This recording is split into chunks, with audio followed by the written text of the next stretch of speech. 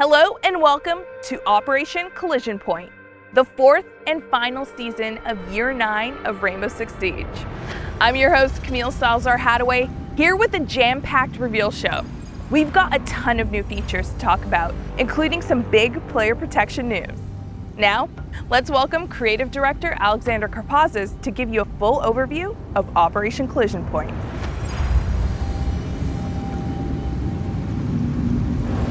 This is Operation Collision Point, and it's our grand finale of seasons in this year. It ends with a bang, and it brings to the table everything we've been working on together this past Year 9. We can't wait for you to get your hands on these new features. It starts with Crossplay. We are allowing PC players and console players to finally play together with the Crossplay feature, so that wherever you are, whatever platform, you can play together with your friends. You're going to see the reputation system come online with all of the feedback that you've provided us in the past. We are remastering Blackbeard, and he is the true point man in the Siege roster. Balancing teams brings some balancing changes too, not just for shields in general, but some other operators that you might see. We're so thankful for all of you who participated in the beta of Siege Cup. It launches for everyone in Season 4, so everybody can play Siege in tournament mode. You'll be able to playtest all of what we announce next week and let us know your feedback through our 6 Fix. So stick with us, we have a lot to cover, and stay tuned. With Operation Collision Point, friends who play on console and PC can now join together in lobbies to team up, hop into matches, and then crouch, teary-eyed, over each other's fallen operators while solemnly vowing to get the refrag. Here's UX designer Abhishek Agarwal with the details on this crossplay update. As we introduce PC and consoles crossplay, we know that fair play, especially cheating, is a concern. So we are excited to confirm that Mousetrap V2 will be a part of this feature to keep things balanced. We'll share more details about Mousetrap in our next segment, but for now, we are excited to bring crossplay between all platforms in Siege. Console players will have 3 pools to play in: the platform-specific pool, the consoles-only pool, and the PC crossplay pool. They'll be able to select that in the crossplay matchmaking setting in the options menu. To ensure a safe experience for console players in the PC pool, we have made console players indistinguishable from other PC players. Players will be able to invite each other seamlessly across PC and console platforms through Ubisoft Connect.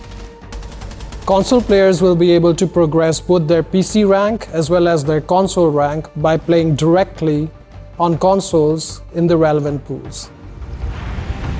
The Year 9 plans we revealed in Sao Paulo earlier this year included a lot of player protection features, and this season is the culmination of all those plans. Alexander Karpazis and UX designer Roland Poe are here to give you the full rundown. With the changes to crossplay, we're looking at Mousetrap now. Now that keyboard and mouse is allowed to play on console with PC players, we will be re-examining the way that we tackle players who try to circumvent that. We have a new 3-strike system that detects if you are playing with mouse and keyboard in the wrong player pool. And on the 3rd strike, you'll be moved to the PC pool for 90 days. Our machine learning model is constantly improving with players playing the game. So we're becoming more and more accurate over time. And the fact that we are releasing this now means that we're confident in the system detecting the right players. Cheat match cancellation is coming in Season 4. And that means we can react faster to detecting cheaters and getting them out of the game as soon as possible. If you're in a match with a cheater and they're banned, you will see the notification pop up and the match will be canceled. The player will be removed from the game, and every legitimate player will not be punished for canceling the match. Throughout Year 9, we've worked on the reputation system refresh. That means we've changed everything top to bottom, front to back. And everything starts with the actions that are tracked in-game. we're introducing a new concept called units. And these are standardized ways of understanding actions and act as the building block for your reputation. The goal of the reputation system is to catch recurrent and highly toxic players, guide and reward players who are showing positivity. And the way we're achieving that is looking over a long period of time to really understand a pattern of players' behaviors. Over the past 100 matches in 90 days, what has a player been up to? This means that a single errant grenade throw that bounces away you didn't expect isn't going to send your reputation plummeting. What will is repeated patterns of disruptions. We're introducing a new visualization called the standing map. This will show you your positive and negative units, as well as exactly where you are in the standing. So how close are you to achieving that next upper bracket? One final note is that with the launch of the refreshed reputation system, everybody's scores is getting reset. That means you'll start the season with 0 positive units and 0 negative units. We really want you to engage with the system, understand it from the beginning. You helped us create this refresh system, and we'll be listening to your feedback once again, and together helping to create a safe and positive play space for everyone. Toxic communication is never acceptable. Full stop. And with Year 9 Season 4, Rainbow Six is taking a strong stance against toxic communication with the introduction of automated text chat moderation. And that means that every message that's sent in the text channel will be assessed, and those that are determined to be disruptive will either be flagged or prevented from being sent in the first place.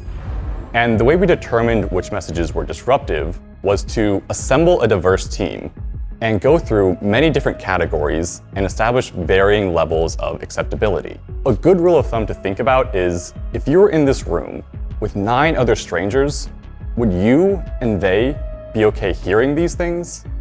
Saying these things? And if the answer is no, then those are the sort of messages that might get flagged or removed. If a player sends multiple flagged or removed messages during a match, they will be automatically muted for the rest of that match. If players show a repeated pattern of disruptive communication, they will face the preventative mute penalty, meaning they will be muted in both text and voice for 20 matches. We know that varying people are going to have different opinions on what is acceptable and not acceptable.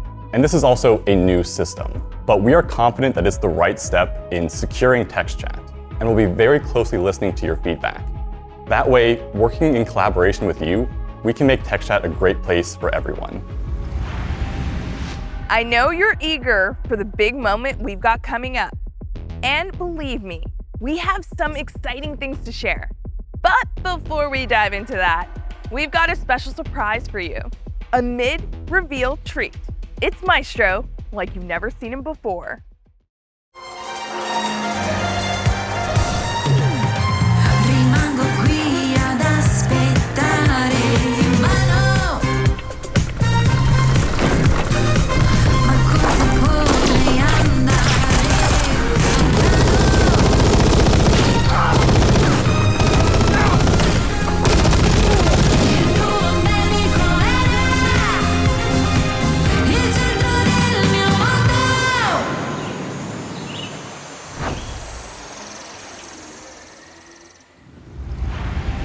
Even on vacation, he's so cool. Next up, we've got a peek under the hood of some improvements to the matchmaking system that live content director Christopher Budgeon is going to walk you through. This season, we're bringing 2 new huge improvements. One is team rebalancing, and the other is phantom player. Phantom player is a new way that we calculate skill of a squad. How that works is that it takes 2 aspects into account. One is the size of the squad. So are you 2, 3, 4 players within a squad, or a full stack, for example, because you're giving call-outs, you're playing and coordinating with each other, maybe getting a refrag off of each other. These are all elements that players who are playing separately are not able to do, certainly not as easy. Another is the difference of skill within that squad. So for example, if you're a champion pairing with a copper, that would be a large difference in skill. If a champion pairs with 4 coppers to drive down their average skill, it's not really fair to anybody in that lobby. With the Phantom player, that will add a lot of skill to that group, and they'll ultimately be playing in a more fair lobby. We like to call this feature Phantom player because it's as if there's a sixth player on the team in terms of skill. Phantom player will be used within all of our playlists, including the Siege Cup, our most competitive playlist. We're also bringing team rebalancing. Now, this is something we've been testing on live in Year 9 Season 3, and we're ready to have this fully rolled out for Year 9 Season 4. What team rebalancing does is it looks at all the players on each team and just rebalances them to give an improved way to calculate the skill of both teams. So, which squad should a team go to? Should it go on Team A or Team B? Now, with the team rebalancing feature, will be an improved way to make sure that the two teams are as close in skill as possible. So we're able to add these matchmaking improvements because we've actually restructured our matchmaking component of our engine. And that's why we were able to bring skill initialization last season, big improvements this season. We have more coming next season with dynamic matchmaking.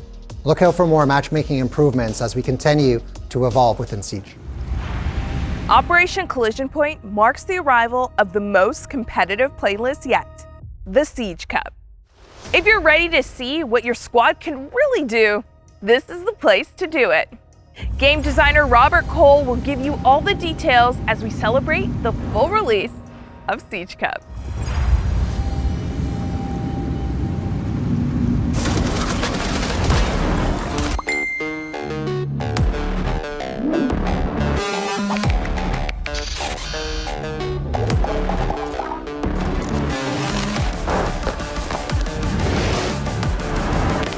Let's do this. To locate a bomb.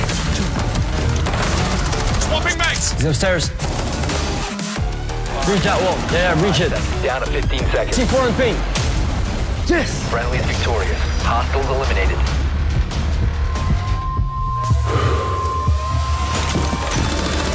Go, split together. Planting, make noise. 15 seconds. It's the final, let's get the win. Friendly's victorious. Hostiles eliminated.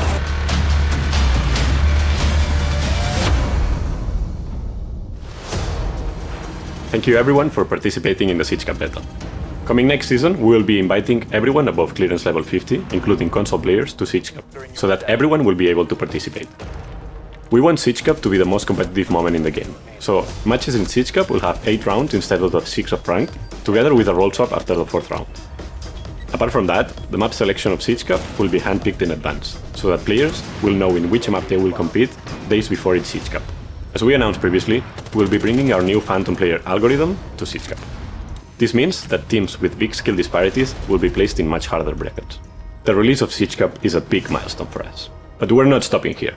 We have a big list of features and improvements to make it the best version possible.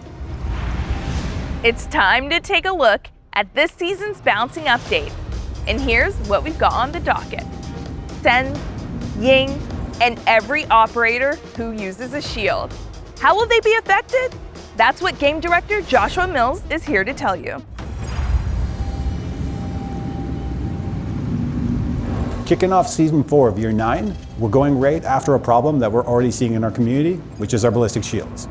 So fundamentally, they're performing in a more aggressive state than we intended, and we want to go in and address that. So what are we doing? 1. Melee priority will now be properly respected. For example, a player melees a shield causing a guard break. The shield user will no longer be able to cancel that shield break with their own shield bash. 2. Consecutive guard breaks will now have a stacking benefit. That defender can now increase the intensity of the guard break exponentially. Meaning if Monty does nothing, you will be able to achieve a 100% guard break opening even on an extended shield. 3. We no longer ignore guard break actions due to the animation.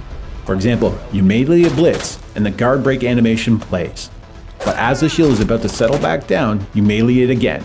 Previously, that second melee would not have connected and the guard break animation would have completed with the shield settling. But now, that melee will connect and the guard break will be reset and have that increased intensity as mentioned before. Now jumping onto the shield mechanics themselves. Suppress the Fire is a tool to stop shield users from sprinting and closing the distance. Suppression will now require less bullets to trigger, from 10 to 5, and less bullets to reach the maximum intensity of suppression from 40 to 20. Maximum suppression lasts for 7 seconds when not receiving any additional damage.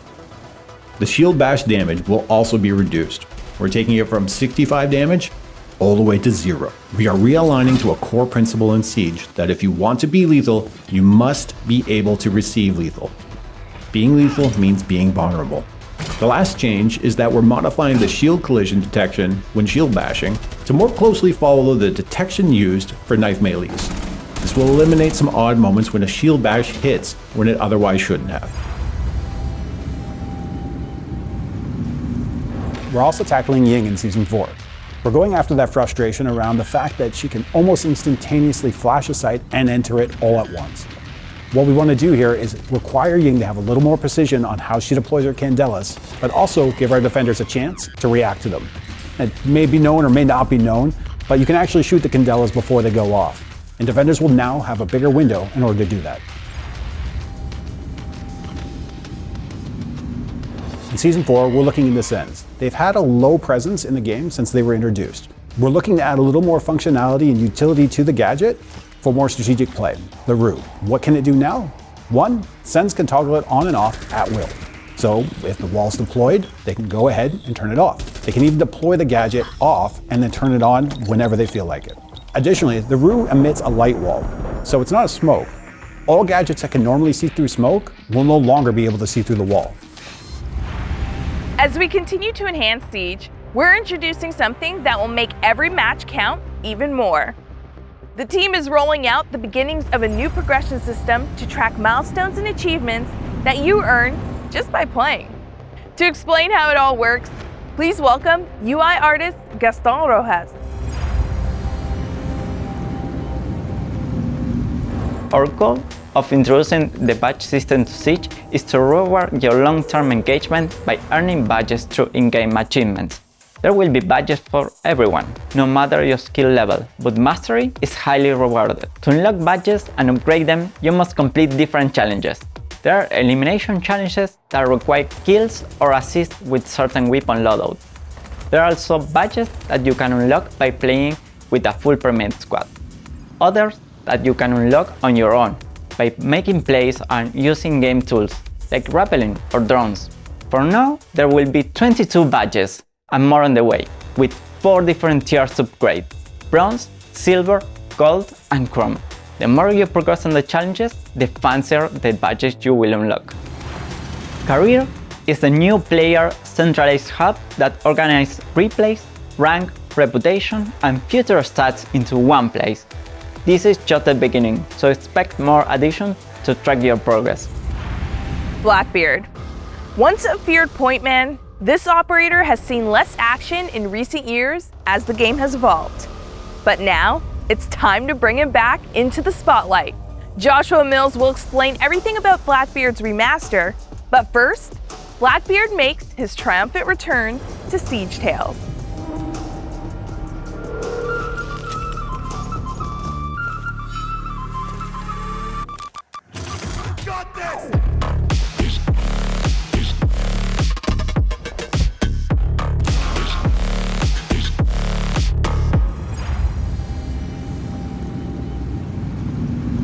First off, Season 4, we're introducing our second remaster to the game.